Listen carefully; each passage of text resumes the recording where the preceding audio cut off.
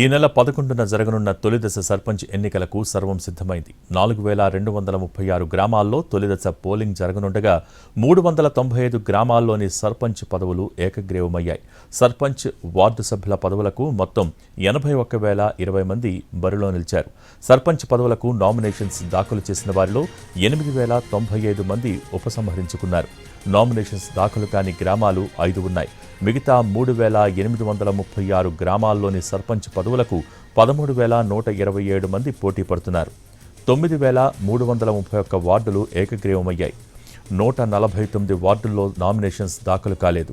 Ward సభ్యుల పదవులకు 67,893 మంది పోటీకి దిగారు. ఈ నెల 14న జరగనున్న రెండో విడత ఎన్నికల నామినేషన్ల విత్డ్రా గడువు రేపటితో ముగియనుంది. 4,332 సర్పంచ్ పదవులకు 28,278 నామినేషన్స్ దాఖలయ్యాయి. 38,342 వార్డు స్థానాలకు 93,595 మంది నామినేషన్స్ వేశారు.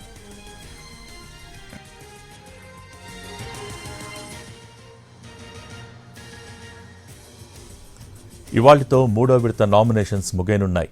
9న నామినేషన్ల ఉపసంహరణకు తుది గడువు. అదే రోజు అభ్యర్థులను ప్రకటిస్తారు.